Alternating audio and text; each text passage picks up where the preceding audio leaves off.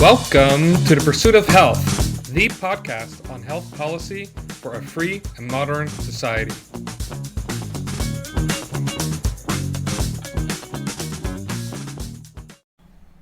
Welcome everyone to another episode of The Pursuit of Health.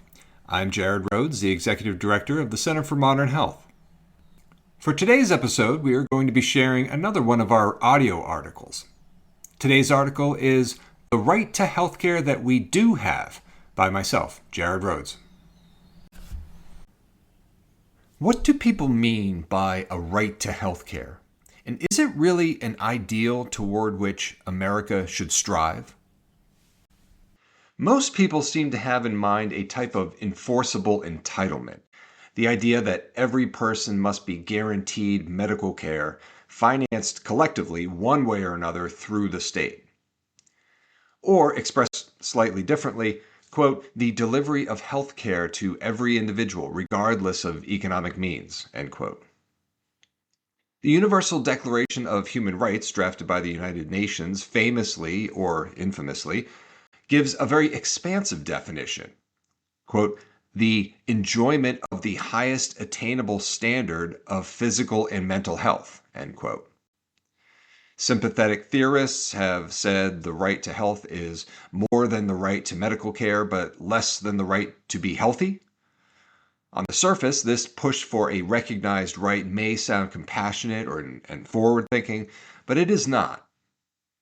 Underlying this effort is a conceptual error, a confusion between rights and claims upon the labor and resources of others.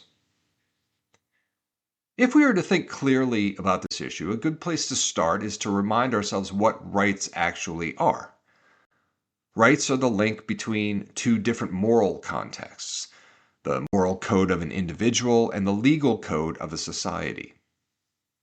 Consider an individual moral code that tells a man that he should act and pursue values in order to sustain his life. A right defines how that idea is to be respected when dealing with other people, i.e., in a society. It comes from the nature of the individual. It does not come out of the wishes or desires of a group. A genuine right cannot mean that some people are forced to provide for others. As many thinkers have observed over the years, the right to free speech does not mean that someone must hand you a microphone. The right to property does not mean that others must give you goods. The right to life does not mean that others must sustain your living. Rights are not positive entitlements to be supplied with things or services. They are negative protections, principles that shield your freedom to act without coercion. All legitimate rights are rights to action, not to rewards. You may pursue what you want, work for it, trade for it, and speak your mind in pursuit of it, but no one else is obligated to give it to you. To claim a right to healthcare in the contemporary progressive sense is to invert this principle. It is to say that physicians and taxpayers exist not as free individuals, but as instruments to satisfy the needs of others.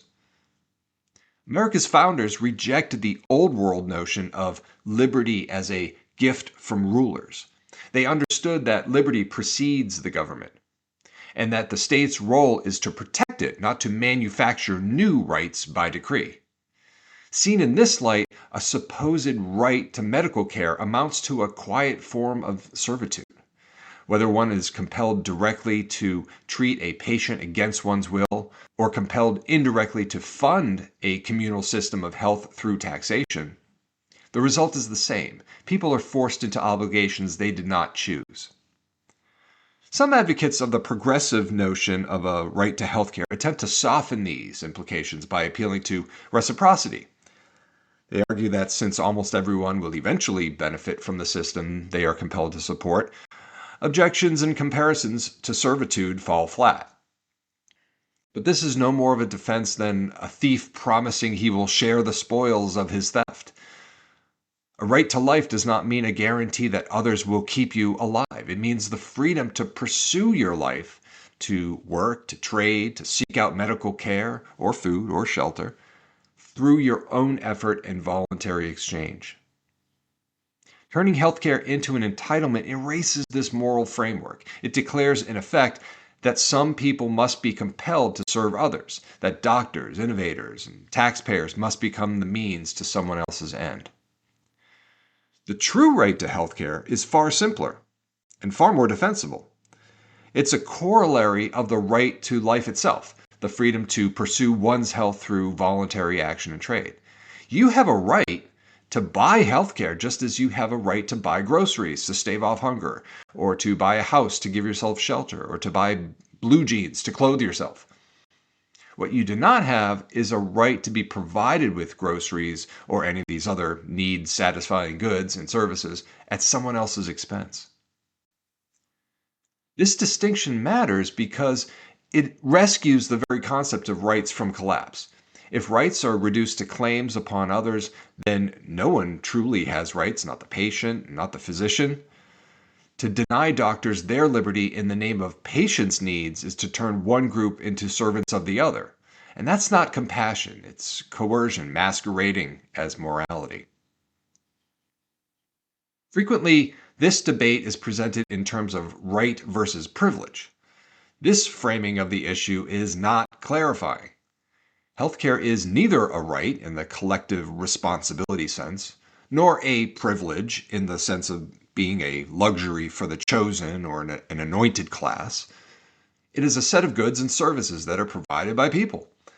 There is no right to healthcare in the sense already described, but there is a right to healthcare in the sense that you as an individual should be free to pursue the healthcare that you deem necessary by your own judgment, which includes, of course, the judgment of any medical expert that you choose to work with, such as a doctor. This is why the myriad restrictions on medicine and healthcare today are so unjustified. They violate our real right to healthcare by hampering our ability to buy or trade our way to better health as we see fit. To honor the actual right to healthcare that we all have, but which is not currently protected or recognized in America today, we must make the necessary policy changes that will enable us all to act freely without being conscripted into the service of others.